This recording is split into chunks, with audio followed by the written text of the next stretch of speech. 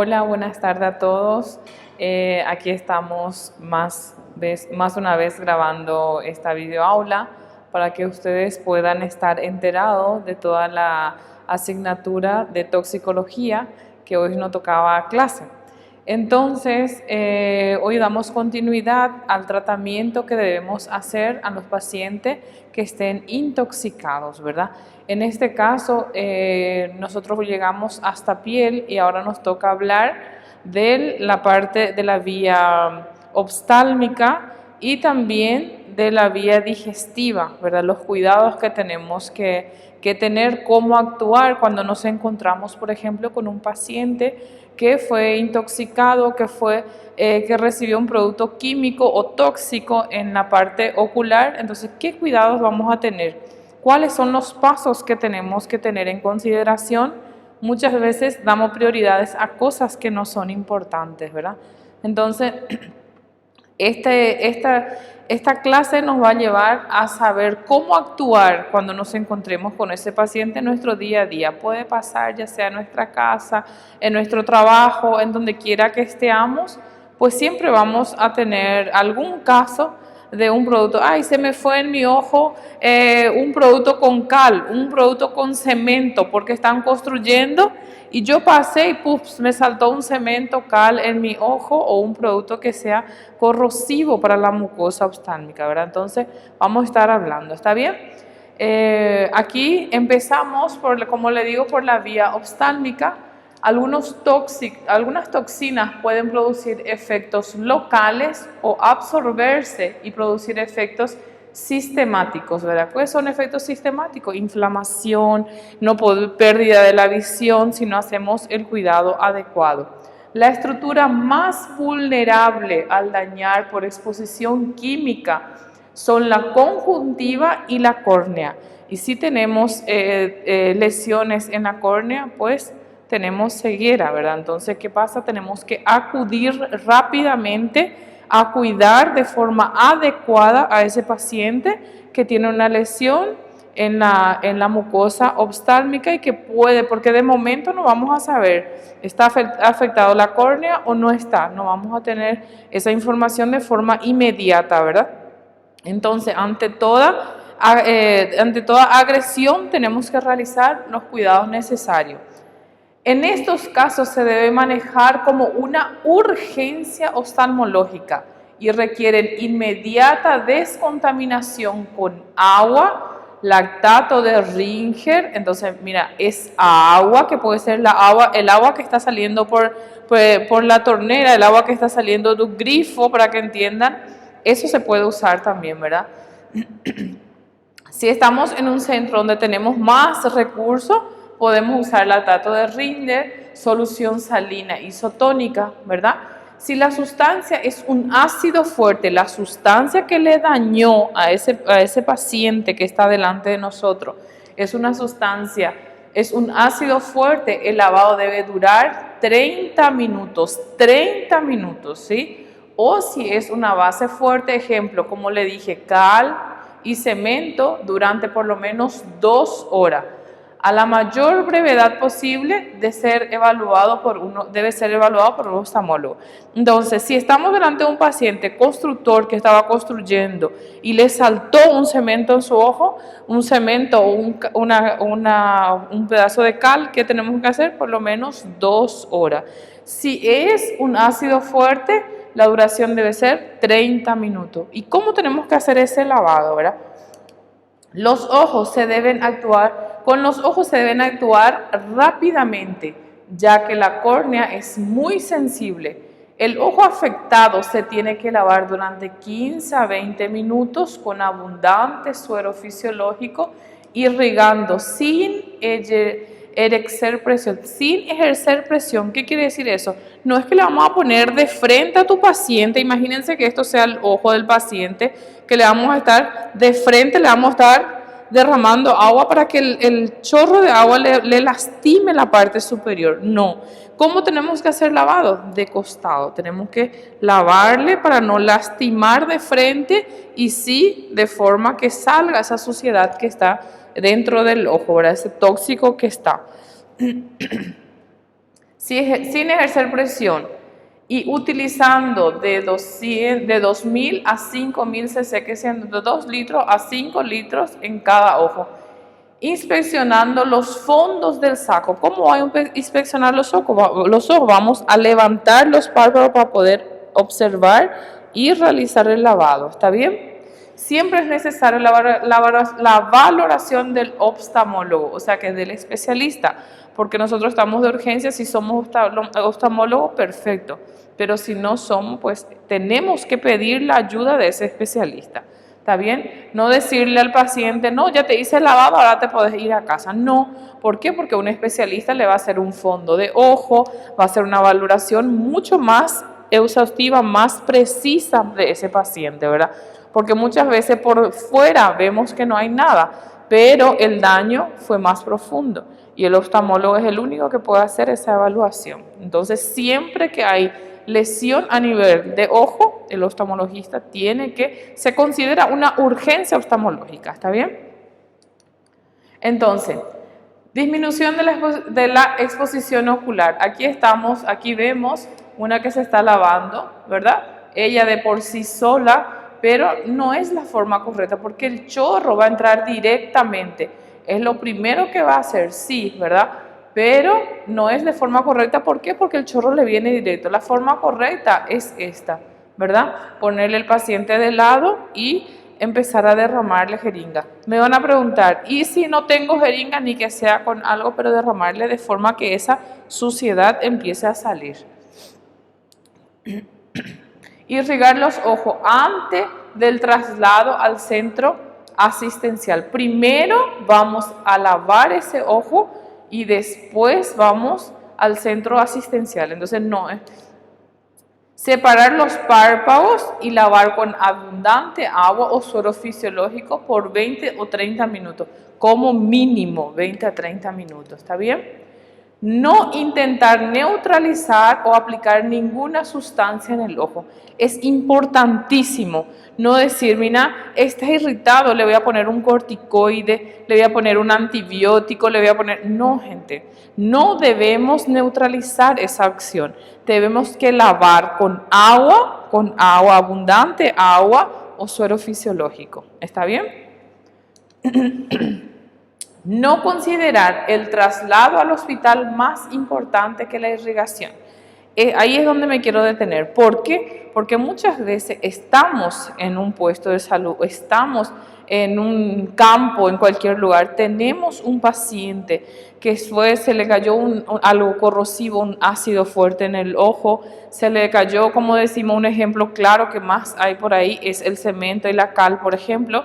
Y empezamos a desesperarnos, a llamar por teléfono y dejamos a ese paciente ahí, está esperando, ele está aí esperando que caia do céu alguma coisa para limpar o olho, né? E a gente tem que fazer, a primeira coisa que temos que fazer o quê? Lavar esse olho, de forma, nem que seja com água, mas esse daí tem que estar derramando de forma constante. É mais importante você derramar essa água, limpar com soro fisiológico, lactato de Ringer, mas é mais importante isso que correr e esperar um transporte, esperar alguma coisa para poder levar o teu paciente para o hospital, tá certo? Então, eu quero que vocês entendam qual é o mais importante, transporte ou a lavagem. A lavagem é mais importante, tá bien? Más importante el lavado y no el traslado. ¿Está bien? Tenemos que dar prioridad. Claro, vamos a tener que trasladar a ese paciente porque, como dijimos anteriormente, es una urgencia oftalmológica, ¿verdad? Tiene que ser evaluado por un oftalmologista. Pero lo que no podemos es darle prioridad en buscar transporte, en buscar SAMUR, en buscar ambulancia y dejarle a ese paciente que se esté destruyendo internamente el ojo simplemente porque no hicimos un lavado o no tuvimos en cuenta que el producto está actuando en su mucosa, está actuando dentro del ojo y la única forma es limpiando. ¿Está bien? Para agentes corrosivos alcalinos, continuar la irrigación durante el traslado al centro asistencial. Si es un corrosivo alcalino, entonces tenemos que continuar irrigando, no solamente ahí, bueno, ya se va. Imagínense que son 10, 20, 30 o 50 kilómetros que ese paciente va a tener que ir hasta llegar a un centro hospitalar, un centro de asistencia. Todo ese tiempo va a ir con el producto tóxico ahí. Entonces, durante el traslado también tenemos que ir lavando ese ojo del paciente. Ahora vamos a la otra vía, a la vía gastrointestinal. Es la vía más frecuente de intoxicación y su manejo debe ir encaminado a una adecuada descontaminación, ¿verdad? O sea que la mayor parte de las intoxicaciones ocurre por vía digestiva, ¿verdad? Prevención de la absorción oral, descontaminación del estómago, ¿verdad? Que puede ser a través de ¿qué? De la emesis. ¿Qué es emesis? Es vómito, que antiguamente se utilizaba mucho. Emesis es vómito, inducir al vómito al paciente, ¿verdad? O a través de ¿qué? De un lavado que viene a ser un lavado gástrico, ¿verdad? Si este producto se hizo la emesis, se echó hacia afuera, ¿verdad? O no conseguimos, ¿por qué? Porque un paciente que está en coma, un paciente que tiene convulsión, un paciente que está incapacitado de vomitar, ¿por qué? Porque puede broncoaspirar, entonces, ¿qué le hacemos? Un lavado gástrico. Después de este lavado gástrico tenemos el carbón activo que podemos utilizar para absorber algunas sustancias que queden, ¿verdad? Y el cantártico salina, que lo usamos por vía oral si es necesario la emesis, ¿verdad? Aquí, como podemos ver, aquí se absorbe la excesión de xenotipos. ¿Por qué? ¿Con qué le neutralizamos? Con el carbón activo y la evacuación intestinal a través del cantártico, que le ayuda a la emesis o a la diarrea, ¿verdad? Evacuación gástrica. Su efectividad depende de varios factores, como el tiempo de evolución entre la ingesta del tóxico y la consulta. ¿Cuánto tiempo, verdad? Nosotros, por ejemplo, si un paciente tomó un cóctel de medicamentos ayer, ya ese se absorbió, ya no tiene sentido después de 48 horas o 24 horas querer hacerle un lavado gástrico, porque ya limpió, ya se absorbió él, ¿verdad? Ya está en sangre. Depende de la liposolubilidad de la sustancia, porque hay unos que son liposolubles, que se absorben mejor con la grasa. Entonces, que depende si tenemos algo graso en el estómago, se va a absorber mucho más rápido, ¿verdad? Presencia de otra sustancia en el estómago. Presencia de otra sustancia, ¿verdad? Si el estómago está lleno, ¿qué pasa? Ustedes recuerdan del mismo etanol, ¿verdad? Si el estómago está lleno, va a ser más difícil su absorción, salvo que sean productos liposolubles que se absorben más fácilmente con la grasa, ¿verdad? Entonces, si el estómago está lleno, es más difícil su absorción, ¿verdad? Características farmacológicas, entre otras. Se puede realizar mediante las siguientes medidas. ¿Cuáles son las medidas, verdad? Prevención de la absorción oral, inducir al vómito, ¿verdad? Que podemos hacer un vaciamiento gástrico a través de inducción del vómito, del lavado gástrico. Emesis de paciente consciente. Siempre la emesis o el vómito tiene que ser en pacientes conscientes. La inducción del vómito es poco utilizado hoy en día por ser un método molesto para el paciente. La consulta generalmente es tardía, puede aumentar el riesgo de broncoaspiración. Mira, dice, hoy día, ¿verdad? La primera cosa que ustedes van a escuchar muchas veces, se tomó un producto tóxico porque quiso, entonces que sufra. No, gente, não é assim, não pode falar isso das pessoas, tem que ter consciência que essa pessoa tomou algum produto tóxico, já seja consciente ou inconsciente, por algum problema psicológico que tem. Essa pessoa tem que ser tratada e tem que ser cuidado com carinho. Não é para judiar, não é para maltratar essa pessoa, pelo amor de Deus, tá? Então, temos que cuidar como se fôssemos, sempre falo, como se fosse nós que está nesse lugar ou um familiar nosso, tá bom?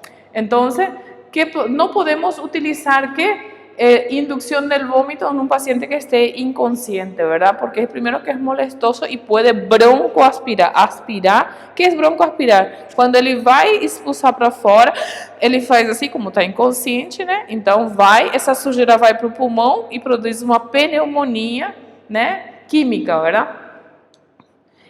Dado que existe un posible riesgo de broncoaspiración, no hay evidencia de beneficio, no se debe administrar el jarabe de ipecacuana. Ipecacuana é o xarope que dá, como ele é tão ruim, então ele induz ao vômito, né? Dado que existe un posible riesgo de broncoaspiración y no hay evidencia de beneficio, no se debe administrar el jarabe de ipecacuana a menos que lo considere pertinente el médico especialista. Salvo que venga el gastro y te diga, tiene que tomar ese jarabe porque ese jarabe le va a hacer bien, ahí pues le administramos. Salvo eso, aquí tenemos el jarabe de ipecacuana que está contraindicado para inducir el vómito, ¿verdad? Hoy día ya no se utilizan tanto. Contraindicaciones para inducir al vómito con relación al tóxico. Agentes convulsivantes, ingestión de hidrocarburos, gasolina, queroseno o thinner. ¿Por qué no debemos inducir el vómito cuando toman hidrocarburos, gasolina, queroseno o thinner? Porque ya es una sustancia corrosiva. Al entrar al organismo ya daña la mucosa, ¿verdad? Entonces, imagínense volver a sacar, que puede producir una alteración, una lesión muy fuerte, ¿verdad? En la mucosa del esófago. Agentes corrosivos como ácidos y alcálisis. Con relación al paciente, cuando no inducimos, teniendo en consideración paciente que esté inconsciente o comatoso, uno que está ya todo ahí, no le vas a decir vomitar, no le vas a meter nada en la boca para que pueda inducirle al vómito, ¿verdad? Que no responda a la inducción del vómito, claro, y pacientes con convulsiones. Los pacientes que están convulsionando, ¿cómo le vas a inducir? Si están todos mordiendo casi, todo lo que le pongamos en la boca nos va a morder, entonces no podemos inducirle al vómito, ¿verdad? Que va a ser mucho más perjudicial. La provocación de mesis está contraindicado en las siguientes situaciones. ¿Cuándo está contraindicado? Paciente con alteración del estado de la conciencia por el riesgo elevado de producir broncoaspiración, ingesta de cáusticos o corrosivos por riesgo de incremento de lesiones de la mucosa esofágica, ingesta de hidrocarburos por riesgo de broncoaspiración y favorecimiento de neumonitis química.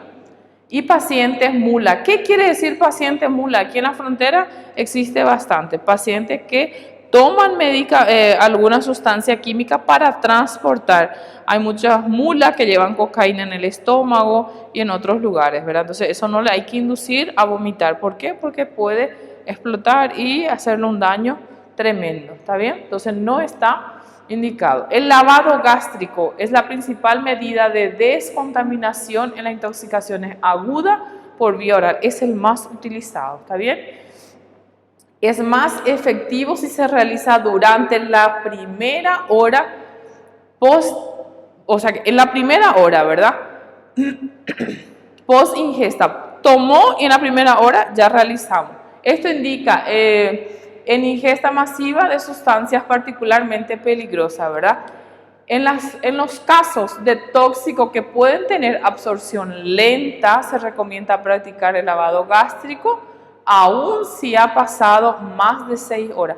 Cuando ingesta, por ejemplo, alguna pastilla que se toma, va a tardar más su absorción. ¿Por qué? Porque tiene que diluir, tiene que absorber, ¿verdad? Sin embargo, algo líquido ya se absorbe directamente, ¿verdad? Como es el caso de los antidepresivos tricíclicos, salicílicos e inclusive en caso de fósforo blanco, tales o martinicas. Se recomienda lavado gástrico varias horas después de la ingesta. Cuando estamos hablando de antidepresivos, en comprimidos en general, ¿verdad? ¿Qué pasa? Que se puede esperar, se puede hacer lavado gástrico mismo después de las 6 horas o varias horas después de haberse tomado, ¿verdad? La técnica de lavado gástrico, muy importante porque los van a hacer ustedes en la sala de urgencia donde se encuentren, ¿verdad? Lavado gástrico, ¿cómo hacer? La técnica adecuada requiere entonces de la colocación del paciente en decúbito lateral izquierdo. Le ponemos al paciente acostado del lado izquierdo en posición de Trendelenburg, que ustedes van a ver, y 15 grados de inclinación cefálica, ¿verdad? Le vamos a levantar el pie, la cabeza más hacia el lado y más hacia abajo, y vamos a estar del lado izquierdo, ¿verdad? Esta posición disminuye el paso del contenido gástrico al duodeno y reduce el riesgo de broncoaspiración. Se debe utilizar una sonda gruesa que sea de 32 o de 40 en los adultos y de 24 a 32 en niños. O idealmente una sonda para ser colocada perfectamente por vía orofaringe en su defecto nasogástrico. ¿Qué quiere decir eso? Que tenemos que colocar perfectamente, que tenemos que fijar perfectamente esa sonda, ¿verdad? ¿Por qué? Porque ese paciente que se le va a realizar ese lavado gástrico, ¿qué pasa? Él está incómodo, él está inquieto, va a moverse, va a estar movilizándose por todos los lados. ¿Para qué? Por ser tan incómodo lo que le están pasando, va a intentar tener náuseas, ¿verdad? Entonces pues tenemos que fijar bien para de tal manera no se mueva y no se retire esa sonda durante se esté realizando el procedimiento. Se debe confirmar su posición gástrica y fijarla adecuadamente para que no sea retirada por el paciente o durante el procedimiento, ¿verdad? El adulto, el lavado se puede realizar con una solución salina o agua bicarbonatada, pero en niños se debe realizar el lavado gástrico con solución salina o agua bicarbonatada también, evitando el agua sola. Puede inducir alteraciones electrolíticas. Entonces, agua solita no, tenemos que usar agua con bicarbonato o solución salina, ¿verdad? Para que ese lavado gástrico pueda ser eficiente y no producir una alteración electrolítica en el cuerpo. La dosis a utilizar en cada lavado es de 100 a 150 ml en el adulto y de 10 a 15 ml por kilogramo en niños. Se debe repetir hasta que el agua salga clara, sin residuos, sin olor mínimo. O sea que hasta que podamos ver que toda esa agua que le estamos introduciendo a ese paciente, ya sea niño o ya sea adulto, al retirarlo ya salga clara, sin ningún tipo de residuo, ni olor, ni nada. Tiene que salir agua limpia. ¿Está bien? La dosis ya le he dicho, ¿verdad? En adulto de 100 a 150 ml y en niños de 10 a 15 ml por kilo. Debe repetirse hasta que salga el litro. Sin olor mínimo, 10 litros en adulto y 3 litros en niños. Se puede llegar hasta utilizar 10 litros en adulto, dependiendo de la composición, y 3 litros. Aquí tenemos la imagen, ¿verdad? Del lateral izquierdo, Trendelenburg, ¿verdad? Levantando la pierna, la rodilla ligeramente doblada, aspiración potente, la sonda orogástrica, que aquí está, y hoy día ya también se utiliza las jeringas para hacerse el lavado, ¿verdad? Inclinación cefálica de 15 grados y el embudo. Indicación de lavado gástrico. Cuando nosotros indicamos que se haga un lavado gástrico, paciente semiconsciente o de cualquier edad, ¿verdad? Paciente inconsciente de cualquier edad. Entonces, en todos los casos puede ser realizado un lavado gástrico, ¿verdad? No necesita que ese paciente, como la EMESI, que esté consciente y que pueda realizarlo, ¿verdad? En este caso, el lavado gástrico puede estar inconsciente. Tiempo de ingestión relativamente corta, de 2 a 3 horas, y se recomienda siempre observar el contenido gástrico. ¿Está bien? Colocar el paciente en posición de Trendelenburg lateral izquierdo con rodilla flexionada, como le había dicho. Utilizar agua tibia, ligeramente salinizada, 4 litros de agua, para aproximar a los niños, hasta 10 podemos llegar. en estado de coma, realizar intubación traqueal para reducir la posibilidad de ¿qué? De broncoaspiración. El lavado gástrico se encuentra contraindicado en intoxicaciones por cáusticos, corrosivos, por el riesgo de producir perforación de la mucosa esofágica y gástrica y sus complicaciones que produce mediastinitis, ¿verdad? Mediastinitis, que hay inflamación del mediastino, y peritonitis, que hay inflamación del peritone. En caso que el paciente se encuentre con alteraciones del estado de conciencia, se debe proteger primero la vía aérea con intubación. Entonces, si vemos que el paciente ya está con una alteración de su estado de conciencia, no está consciente, ya está inconsciente, hay que intubarle. ¿Está bien? Se debe introducir una sonda de Levin por la nariz o la boca, número 14 o 16 en adulto. Otra vez verificar la posición, si instala solución salina normal o agua destilada al 100, lo mismo que ya habíamos dicho. ¿Está bien? Administración de absorbente, cualquier sustancia que sea capaz de captar tóxicos en el tracto gastrointestinal.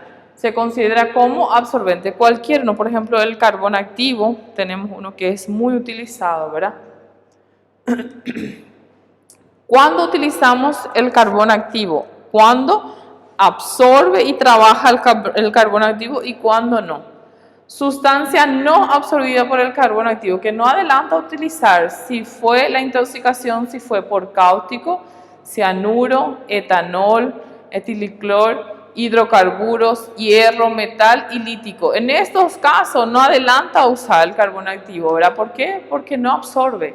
Sustancias absorbidas por el carbón activo. Cuando se intoxica por estos que tenemos aquí, el carbón activo funciona. Vamos a utilizar. Si viene un paciente y dice, se tomó un antidepresivo, vamos a darle, hacerle su lavado, todo, y carbón activo para absorber lo que sobra, ¿verdad? Entonces, ¿cuándo absorbe? Cuando tenemos antidepresivos tricíclicos, benzodiazepina, carbamazepina, fenobarbital, fenilbutazona, fenitoína, nadol y salicílitos, ¿verdad? Que todos son utilizados.